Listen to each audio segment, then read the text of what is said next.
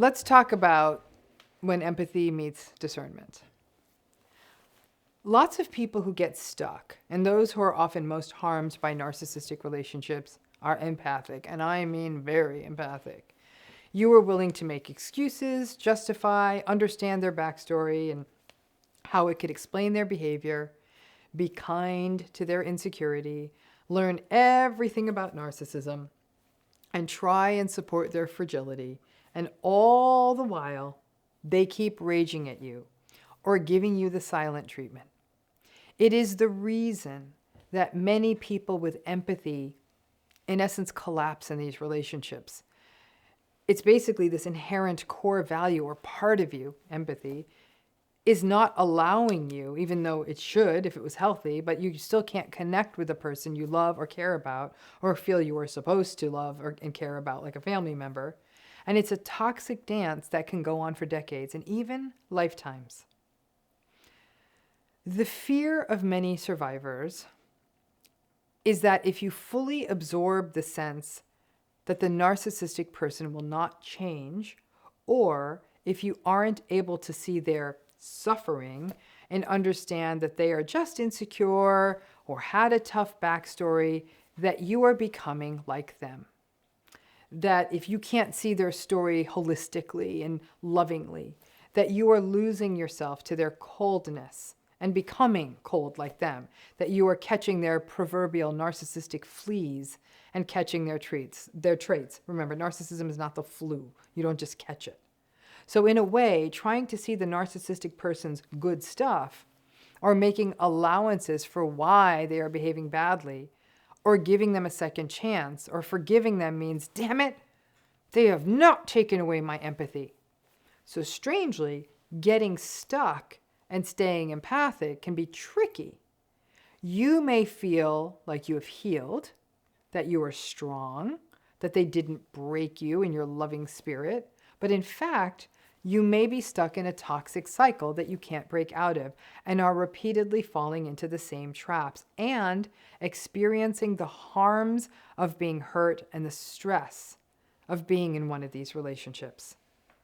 Empathy can get what we call attenuated or narrowed after you've experienced trauma, right? Which means sort of the width of it can the field of it can narrow. You are so depleted and collapsed that you are numb, too vigilant, too fragmented to empathically sort of be attuned to others. But that's not what survivors are worried about. Many survivors of narcissistic relationships are afraid you're going to lose your empathy altogether. Most survivors don't collapse. You do get depleted, you get really exhausted, you get really worn down. But you will notice that you do maintain your empathy in your healthier relationships. For example, if you're, out to dinner or something with a healthy group of friends, you might find that you do just fine and you're empathically attuned. Or in a meeting with healthy colleagues, you just feel empathic. It didn't fade, it didn't go away, but you may just feel burned out with the narcissistic person or their enablers, or on a day where what the narcissistic person does really depletes you. Now, whether you stay or leave one of these relationships, there is something you can learn to maintain that empathy and not get pulled into these relationships and cycles again, and push back on the fear that you have lost your empathy and to continue to be able to integrate what you have learned about empathy. And this is something that I call empathic discernment. After a narcissistic relationship, again, it doesn't matter if you stay in the relationship or you leave the relationship, people are afraid that they have become cynical, that they've become judgy, that they see toxic traits everywhere, and that they're somehow bad for noticing these toxic traits, or that maybe the narcissistic relationship ruined you, and now you see everyone as narcissistic. It's not true. Discernment is the ability to detect patterns, especially unhealthy patterns, not just through observing their behavior, but being tuned into how it feels in your body and then paying attention to that and listening to it. It's not just, oh, well, they interrupted me once in that conversation, or I hate their political opinion, so I think they're narcissistic. When you are with someone who has an antagonistic or narcissistic vibe, it feels unsafe. It feels uncomfortable. You sort of feel a little clicked out of your body. That doesn't mean you have to run away screaming or shut down. Advanced level healing means holding space within yourself to listen to that clicked outness and say, I'm going to slow down. It's like that thing, that function on new cars that detects that you're coming in too fast on a car ahead of you in traffic that's in front of you, and it slows the whole car down. It's not about calling this pattern out in someone else. It's about slowing down. As you tentatively spend more time with them, you may find that in some cases, maybe this person you were getting a vibe from wasn't narcissistic, and as time unfolded, you found out that they were actually more socially anxious, or they were in fact having a bad day, or that as long as it's not politics, the conversations are fine and they're well regulated. In other cases, it stays on the same track and you do continue to feel sort of clicked out, not quite in your body with them, and you feel like, nah, no thanks, this doesn't feel good. And I need to disconnect and not waste any more time on this. Slow down and pay attention. You don't have to be rude. You can even have empathy for whatever their insecure, shame, fragile ego, core wound thing is. But you don't have to overengage. You don't have to prove yourself wrong. It may be a work thing where you may need to continue to work with them. But now because you discern, you play your cards close to your chest. It may be a new friend that has been brought into an existing friend group. But you get that bad vibe, and you sometimes may opt out when that new friend is involved. It may be that you're dating, and even as your friends say you're being defeatist, when you get that vibe because you keep disengaging, you say, it just wasn't a fit. You do not have to explain the whole empathic discernment thing. Many survivors are afraid that they will become dismissive after these relationships, that you will become cold, distant, avoidant, and shut down. Trust will be harder, but if you learn only one thing from healing from narcissistic relationships, is that you have the tools to do it now, because you did it. And while it may feel triggering and uncomfortable, you can do it. Trust doesn't have to be you running with abandon into a new situation. It can be a slow process. Empathic discernment means that you aren't being dismissive, but you are trusting a feeling within you, and you are trusting the patterns and the behavior in front of you. Think back, because when it's family, this is trickier because as a child, you didn't have a choice.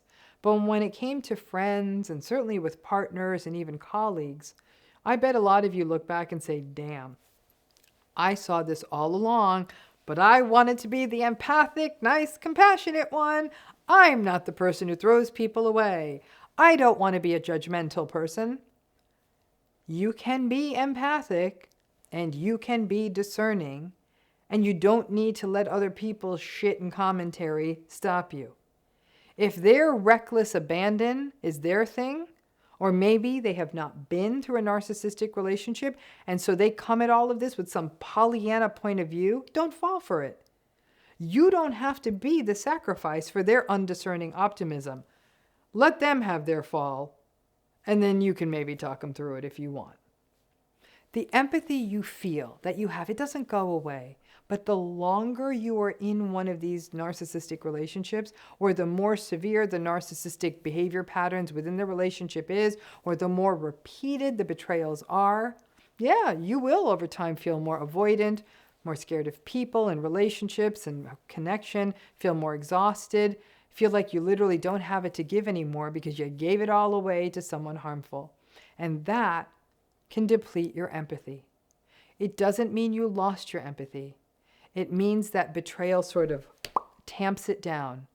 And empathy feels like a sucker bet rather than something that connects you to healthy people.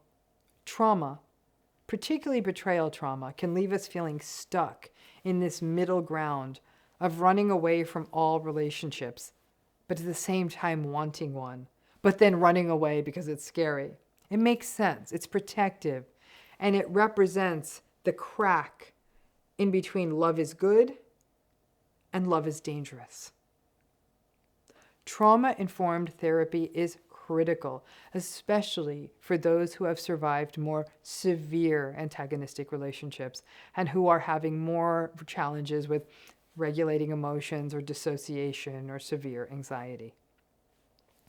But this whole idea of empathic discernment and where did my empathy go, all of this is why having time down and time alone is important as part of healing as you start to understand it, and particularly if you decide to leave a relationship or disengage or even go no contact.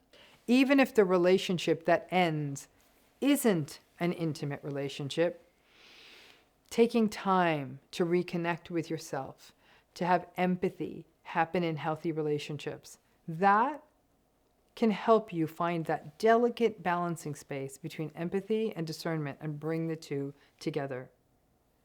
That registering discomfort with someone who is behaving uncomfortably, that's not cold, nor is it judgmental.